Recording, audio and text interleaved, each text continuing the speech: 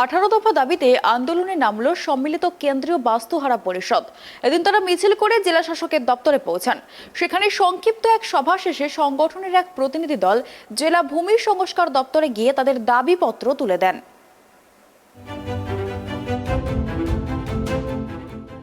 দলিল প্রাপ্ত জমির অবিলম্বে সেটেলমেন্ট ও নাম পত্তন করে জমির পর্চা দেওয়া, সীতারামপুর পল্লীশ্রী ও বড়মানা কলোনির নদীর ভাঙন রোধ, সীতারামপুর রামকৃষ্ণপল্লী পল্লীশ্রী ও বড়মানা নিয়ে পৃথক পঞ্চায়েত গঠন সহ 18 দফা দাবিতে ফের আন্দোলনে নামল সম্মিলিত কেন্দ্রীয় বাস্তুহারা পরিষদ।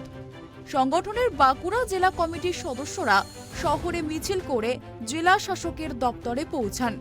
সেখানে সংক্ষিপ্ত এক সভা শেষে সংগঠনের এক প্রতিনিধি দল জেলা ভূমি সংস্কার দপ্তরে গিয়ে তাদের দাবিপত্র তুলে দেন।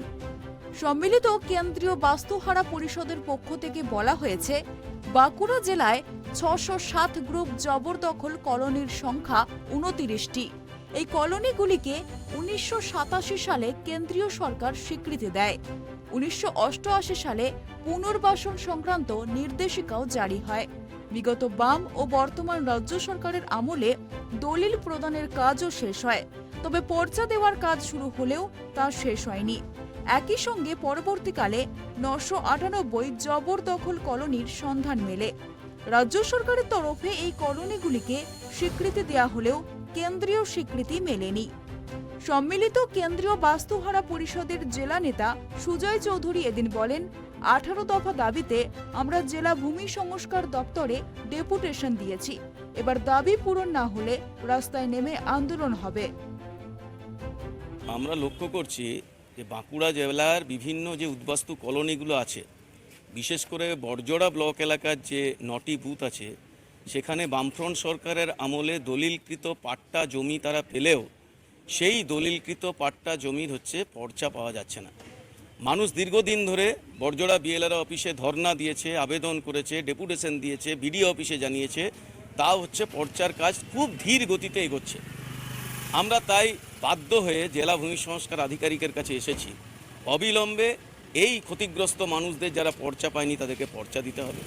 এটাই উল্লেখ্য যে বড়জোড়া সহ বিভিন্ন মানাতে প্রতি বছর বর্ষায় নদী ভাঙনে প্রচুর মানুষের পাট্টা দলিলকৃত জমি নদীগর্ভে চলে যাচ্ছে।